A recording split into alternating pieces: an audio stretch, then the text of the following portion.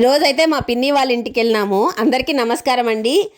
Sunday కదా, మా పిల్లల్ని అయితే తీసుకుని అయితే పిన్ని వాళ్ళ ఇంటికి అయితే వెళ్ళినాం అనమాట. ఇది కాళాశ్రీ పక్కన గానం కండిగా అనే చిన్న విలేజ్ అనమాట. ఇంకా అక్కడికైతే వెళ్తే అబ్బాయి ఏమో నిద్రకు వచ్చేసినాడు. ఇంకా అందుకని చెప్పి అవ్వ అయితే ఉయ్యాల్లో అబ్బాయిని అయితే నిద్రపేస్తుంది. అది జామ చెట్టుకి అయితే ఉయ్యాలు కట్టేసినాము. ఈ పక్క అయితే మా అల్లుడు ఉన్నాడు అనమాట. ఇంకా మా చిన్నదేమో అక్కడ ఇసుకలో ఆడుకుంటుంటే మా పెద్దదేమో అవ్వతో ఉందనమాట.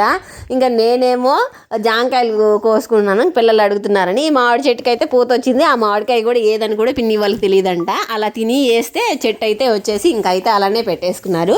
ఈ పక్కన అయితే పైరుందనమాట. ఇంకా మొత్తం కూడా మాది విలేజ్ కాబట్టి ఎక్కువ కూడా వ్యవసాయమే ఉంటుంది అనమాట. పిన్ని వాళ్ళ ఇంటికి అయితే లోపలికి వెళ్తున్నాము. పిన్ని అయితే మా కోసం వడలు చేస్తున్నారు. ఇంకైతే అందరికీ పెట్టేసి పిన్ని అయితే తింటున్నారనమాట. మా బాబాయ్ వాళ్ళు ఇల్లు అయితే ఇలా కట్టారు. మొత్తం కూడా బాగుంది కదా. ఇంకైతే బెడ్రూమ్ కూడా చూపించేస్తాను.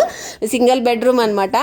మొత్తం కూడా ఇలా ఫోల్డెడ్ డైనింగ్ టేబుల్ అయితే చేయించుకున్నారు. చాలా బాగుంది కదా. పిన్ని అయితే మా కోసము చికెన్ రసం అయితే చేస్తున్నారనమాట. ఈ పక్కన చికెన్ అయితే ఉడుకుతుంది, బయటేమో మా పిల్లలు ఆడుకుంటున్నారు.